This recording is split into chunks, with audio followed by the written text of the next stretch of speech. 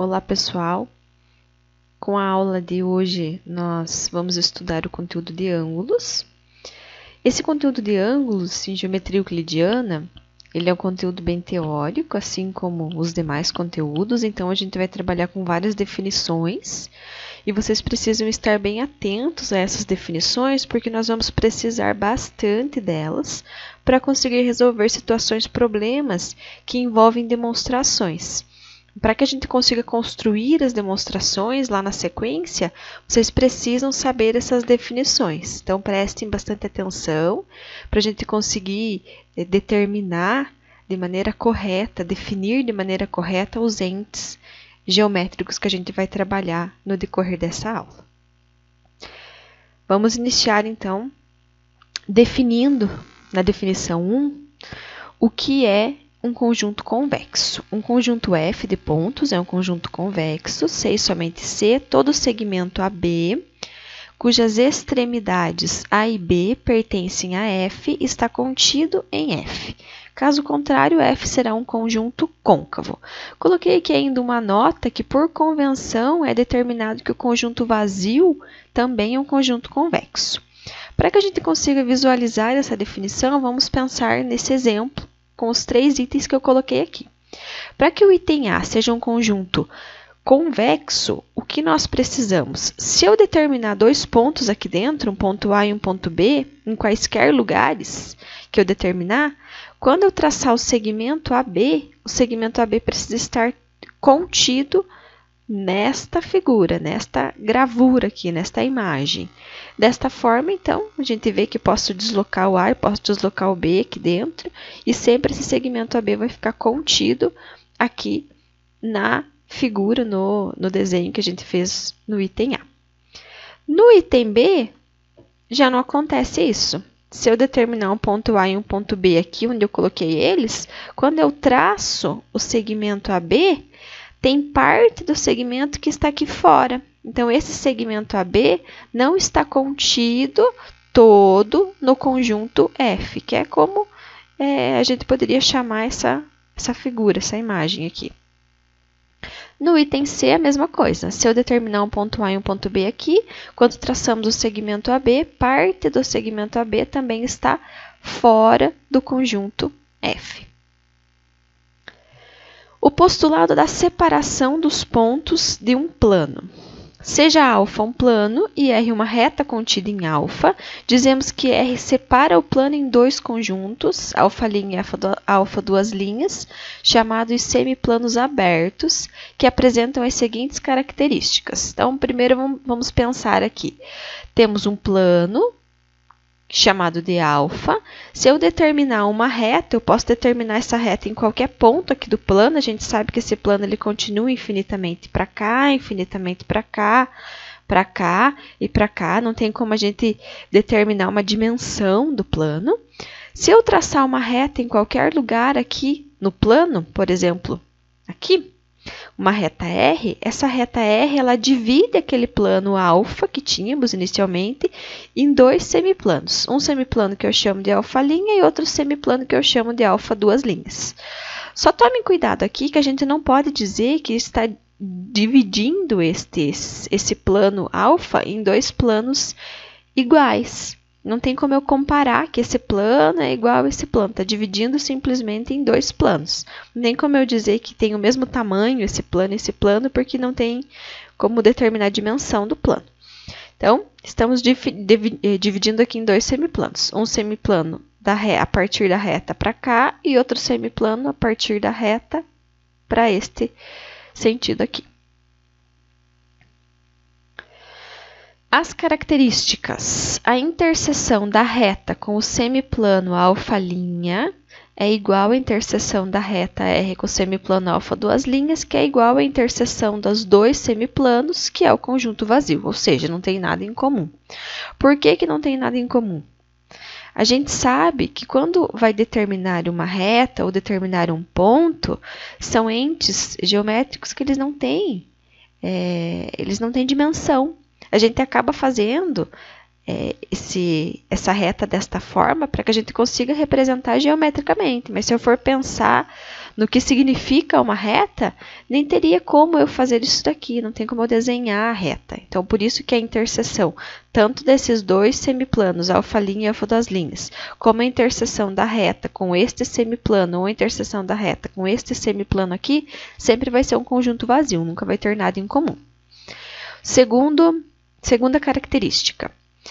Os dois semiplanos, alfa-linha e alfa-duas linhas, são conjuntos convexos. Por quê? Se eu determinar um ponto em qualquer lugar aqui e determinar um outro ponto, quando eu traçar o segmento de reta, o segmento de reta vai ficar inteiramente contido no semiplano.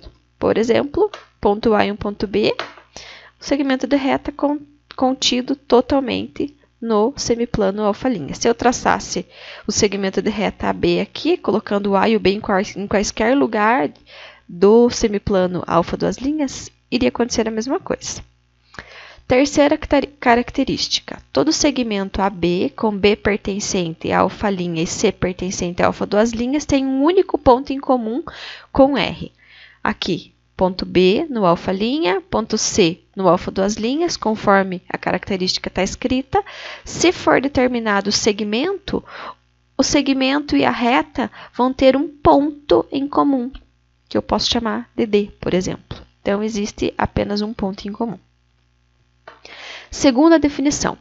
Os conjuntos R interseção com alfa-linha e R interseção com alfa duas linhas são chamados semiplanos e R é a origem de cada um deles. Então, semiplanos, aqui, inicia em R, para cá é um semiplano, inicia em R, para cá é outro semiplano. A gente chama cada um desses semiplanos de semiplanos abertos opostos. Definição 3. Ângulo é a figura formada por duas semirretas de mesma origem, não contidas numa mesma reta. As semirretas são chamadas de lados do ângulo e a origem comum de vértice do ângulo. Pensando no desenho, representar geometricamente isso, duas semirretas que não são colineares, né? Estão aqui, ó. Posso chamar essa semirreta OA de O e na hora que for representar eu posso colocar o O e o Azinho minúsculo. OAzinho e OBzinho. Também está correto. O ponto O, que é o ponto comum entre elas, a gente chama de vértice e essa semirreta aqui é o lado do ângulo e essa outra semirreta também é lado do ângulo. Então, semirretas aí OA e OB.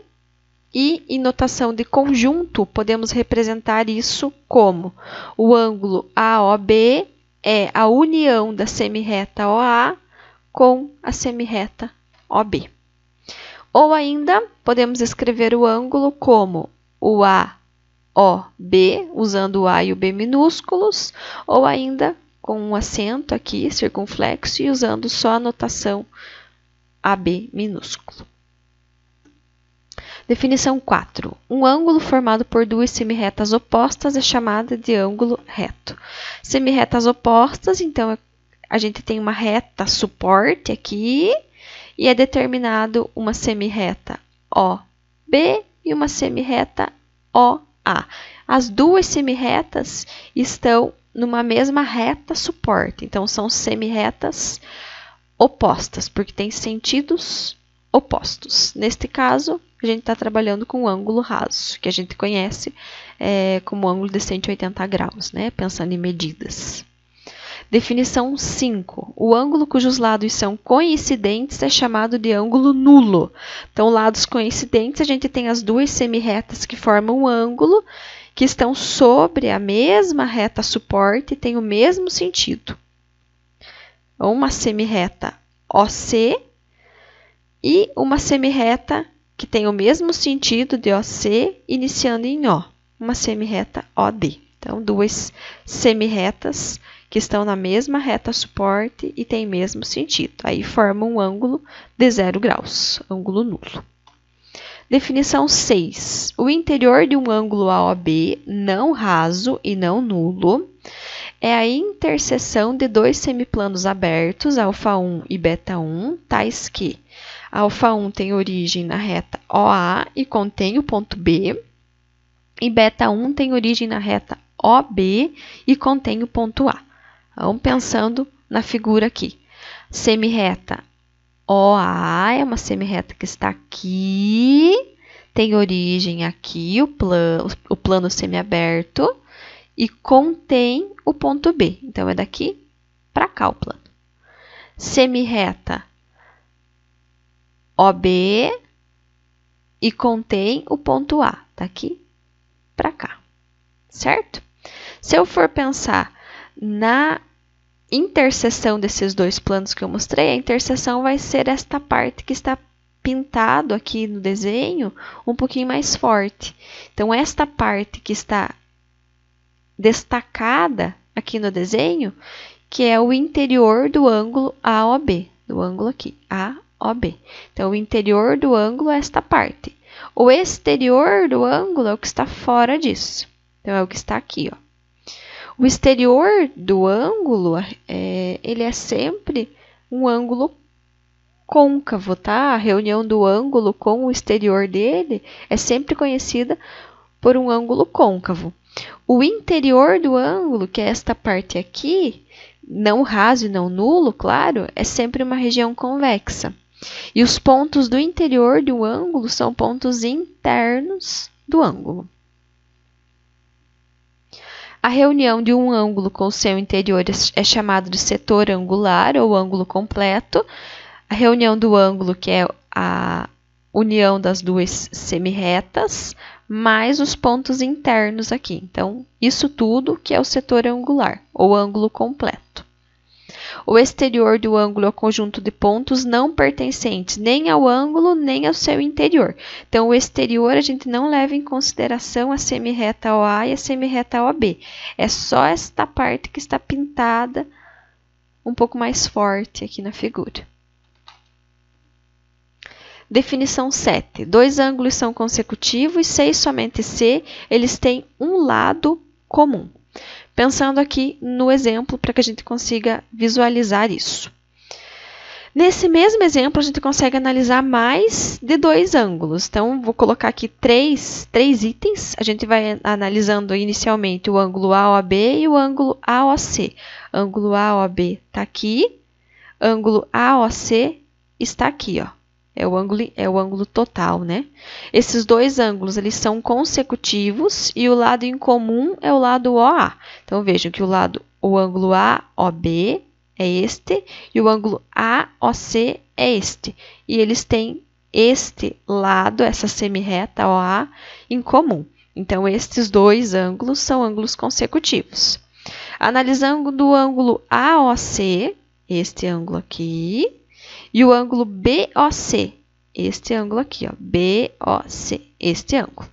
Também são consecutivos e possuem este lado OC em comum.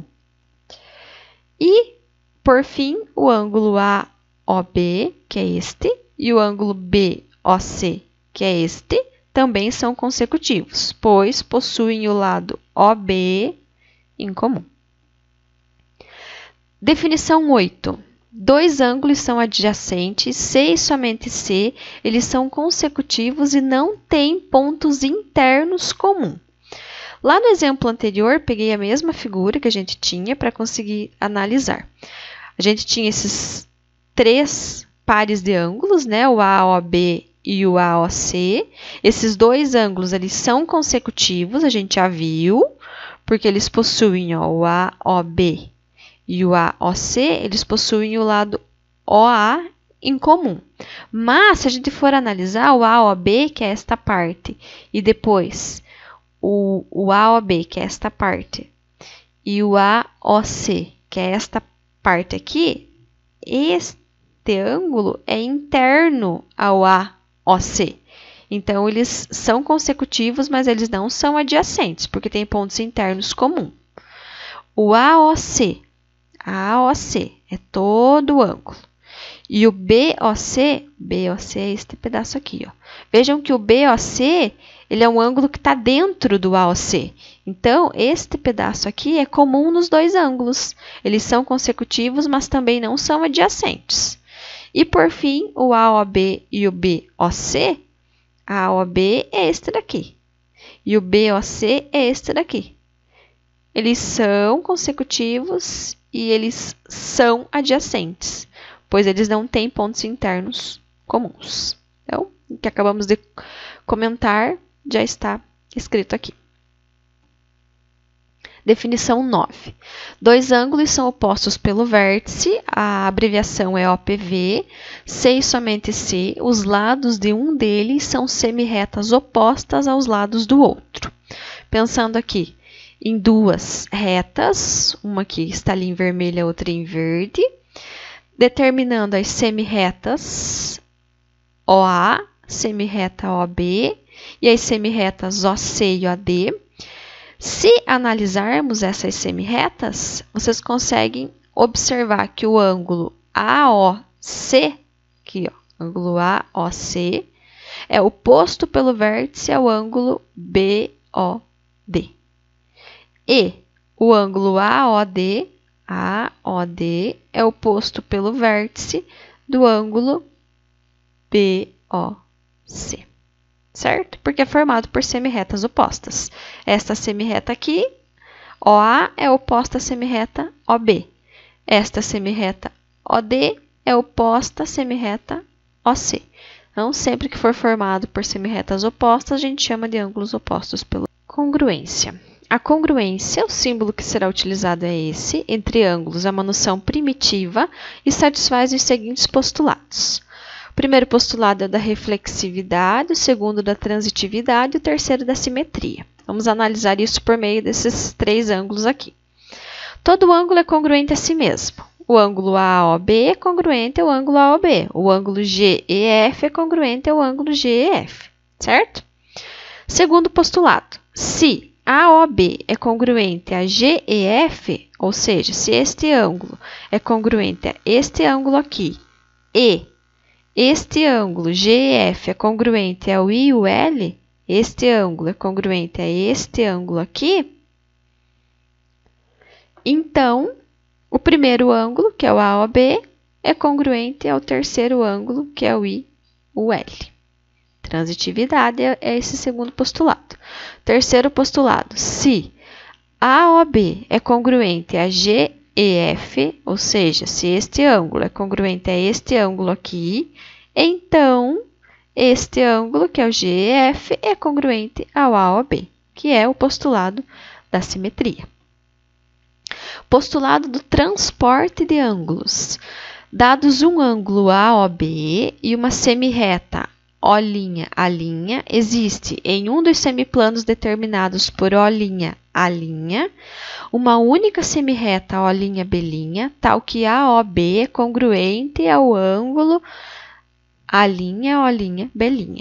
Dizemos que o ângulo A'O'B' é o resultado do transporte de AOB sobre a semirreta O'A' no semiplano escolhido.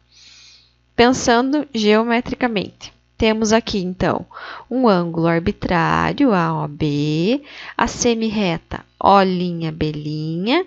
O que é o postulado do transporte? Quer dizer que eu consigo trazer este ângulo que está aqui em cima desta semirreta para formar um outro ângulo aqui, que eu vou chamar de A'O'B', que é congruente a esse ângulo AOB. Então, é isso que a gente faz. Trago este ângulo para cá. Então, eu tenho o ângulo A'O'B', congruente ao ângulo AOB. Comparação de ângulos. Dados os ângulos AOB, ou ainda posso denotar com o A e o B minúsculo e o O também, ou simplesmente com o A e o B e usando o acento circunflexo, é claro, e o ângulo CPD. Pelo postulado do transporte, que é o que acabamos de ver, podemos obter no semiplano que tem origem na reta OA e contém o ponto B, uma semirreta OD', tal que aqui nós temos três condições. A primeira condição, esse ângulo AB é maior do que o ângulo CD. Observando o desenho, então, temos aqui o ângulo AOB, o ângulo CPD. Vamos usar o postulado que vimos anteriormente para transportar este ângulo para cá. Ó, é o que fazemos, transporta esse ângulo para cá. E tenho esta semi-reta OD', que é a semi-reta que está aqui, e eu consigo analisar que o AB, que é este ângulo aqui, em vermelho, é maior do que o ângulo CD, que é este ângulo aqui, ó, pelo postulado do transporte, porque eu trouxe esse ângulo para cá. Segunda possibilidade, o AB, que é este ângulo em vermelho aqui, é menor do que o ângulo CD. Mesma coisa, eu uso o postulado do transporte para transportar este ângulo para cá.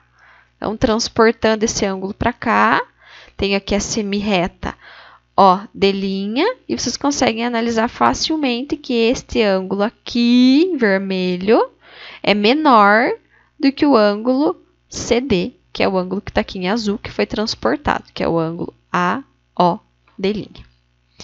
E terceira e última possibilidade, os dois ângulos são congruentes. A gente não vai colocar o símbolo de igual, porque eles não ocupam o mesmo lugar no espaço. Quando a gente trabalha com ângulos, com semi-retas, a gente sempre vai estar utilizando o símbolo de congruência. A gente só vai utilizar o símbolo de igualdade quando estivermos trabalhando com medidas. Aí sim a gente utiliza a igualdade. AB é congruente a CD, pelo postulado de transporte, mesma coisa, posso trazer esse ângulo para cá, ó, e consegue ver facilmente que o ângulo AB e o CD são congruentes. Operações com ângulos. Adição. Se a semi-reta OB é interna ao ângulo AOC, então o ângulo AOC é a soma dos ângulos AOB e BOC. Olha aqui, semi-reta OB é interna ao ângulo AOC. Posso dizer, então, que este ângulo AOC é a soma do ângulo AOB, que está aqui, com o ângulo BOC, que está aqui. Multiplicação. O ângulo AOC é a soma de n ângulos DOB. Se existir, é chamado múltiplo de DOB, onde o ângulo AOC é igual a n vezes o ângulo DOB, onde esse n é um número natural. Observando o desenho, fica fácil de visualizar isso, né? Nesse exemplo aqui, eu consigo escrever este ângulo AOC como, se eu usar o postulado do transporte para transportar o ângulo DOB para cá várias vezes, eu consigo transportar este ângulo 1, 2, 3, 4 vezes. Então, o ângulo AOC, neste caso, é 4 vezes o ângulo DOB. Definição 9. Bissetriz de um ângulo é uma semi-reta interna a esse ângulo, com origem em seu vértice, que o divide em dois ângulos adjacentes e congruentes. Pensando aqui no exemplo, temos o ângulo AOB, que está aqui, a bissetriz é a semi-reta OC, e ela está dividindo esse ângulo AOB em duas partes iguais. Então, a medida desses dois ângulos aqui seria alfa. Ele é formado, então, divide esse ângulo em dois ângulos aqui internos, que são adjacentes. Quais são? O ângulo BOC e o ângulo COA. Definição 10. Dois ângulos são suplementares adjacentes. C e somente C são adjacentes e seus lados não comuns são semi-retas opostas. Observando aqui, ângulos suplementares adjacentes, temos o ângulo COB, o ângulo BOA. Tá? São dois ângulos que são adjacentes e a soma deles aqui, se eu for pensar numericamente, vai fechar 180 graus. Definição 11. Ângulo reto é todo ângulo congruente ao seu suplementar adjacente. Ângulo agudo é um ângulo menor que o ângulo reto. Ângulo obtuso é um ângulo maior que o ângulo reto. Os desenhos. O ângulo AB aqui é um ângulo reto, porque ele é congruente ao ângulo suplementar adjacente a ele, que é este ângulo que está aqui do lado. O ângulo agudo é um ângulo menor do que 90 graus, o ângulo CD é um ângulo agudo, e um ângulo maior que 90 graus, obtuso, o ângulo EF.